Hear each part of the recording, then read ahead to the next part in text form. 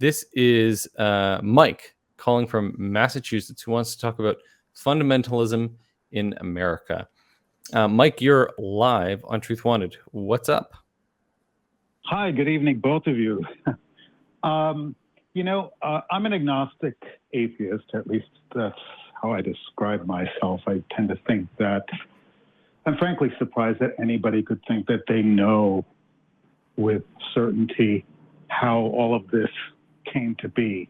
In fact, I find it preposterous that people jump to that conclusion. I mean, I don't see how you get there. But anyway, I've always felt like, for the most part, everybody's free to believe what they want to believe as long as they don't impose it on others. Mm-hmm.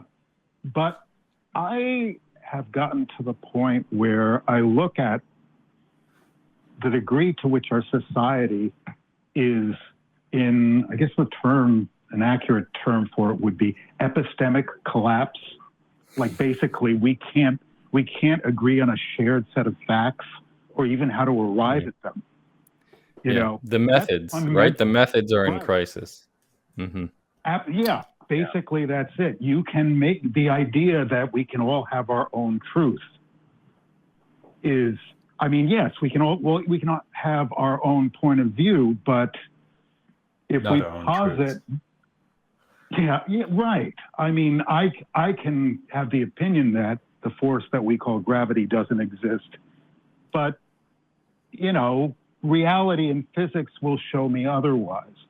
But I was reading there was a recent Pew Research poll done in December of 2022, fairly recent, said that 39% of American adults believe that we are approaching the end times. Yeah.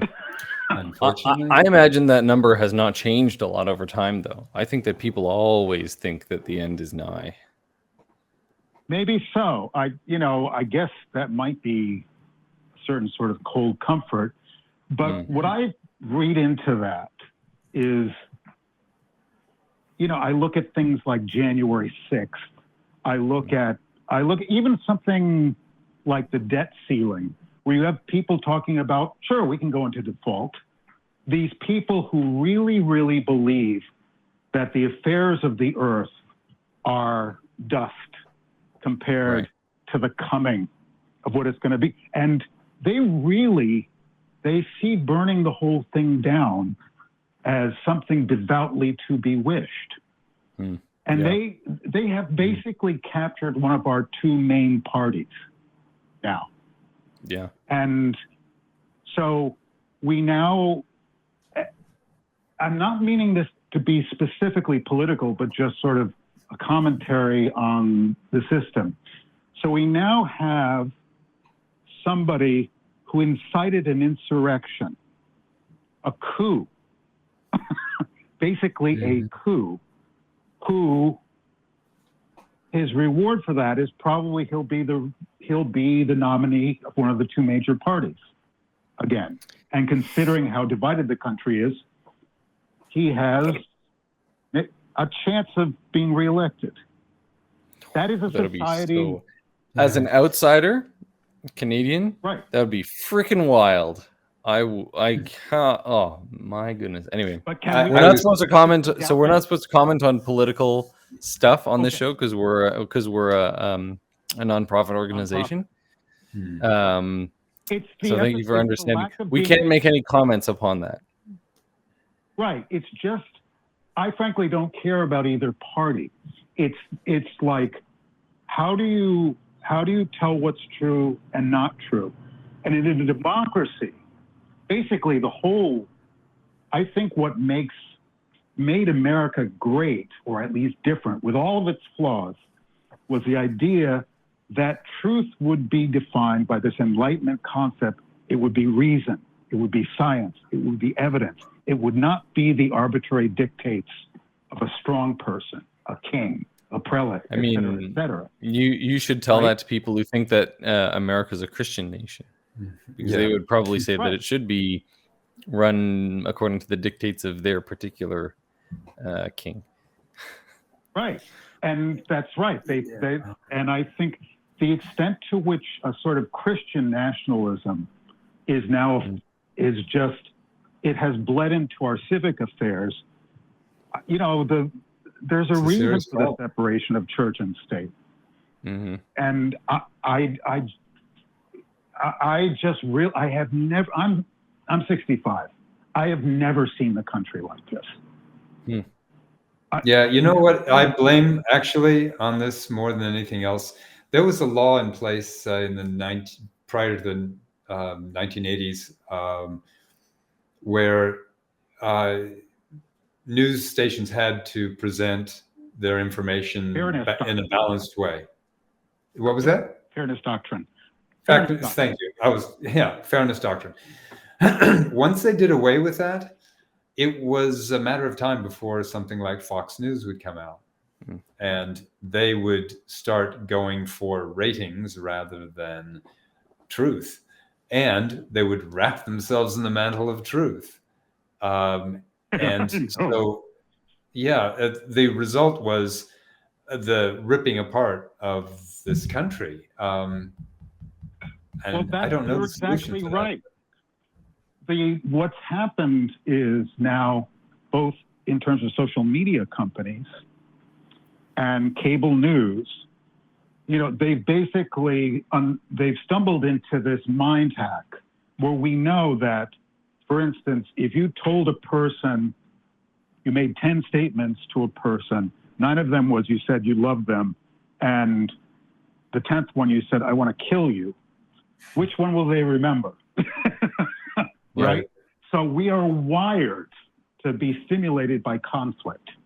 Mm-hmm. So the incentive of all of these outlets is to gin up conflict, whether it's, real if or it not. Bleeds, it leads.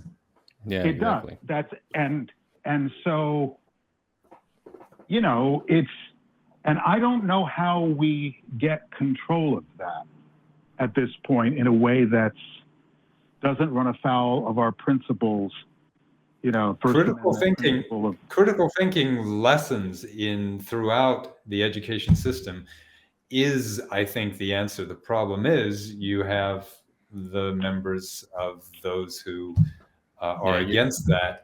You have to have the political motivation to teach the critical thinking in order for the critical thinking to be taught, right? And especially when they're trying to do things like ban books and ban even discussion of certain things that are politically racism wasn't so bad. Oh my gosh! Right. Yeah. Right. Right. Yeah. It's like it's just. I don't know. It's funny. I really think, for instance, social media platforms, cable news, should have the same sort of regulations. They should be treated almost like publishing platforms, where there are potential legal ramifications for printing defamatory, false stuff. And they have to correct it. That's the important thing, right? Serious retractions. Retractions, exactly. Have that as a required part of every news show. Yeah. And it to embarrass them into being much more precise and careful with their language.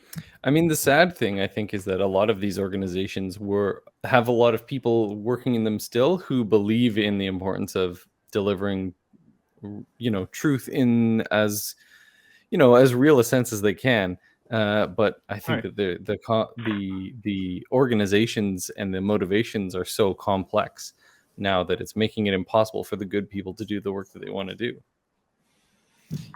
The real life in some ways is there's a lot of drudgery. It's not very entertaining, right? And I think in fact a lot of the news should be fairly dull.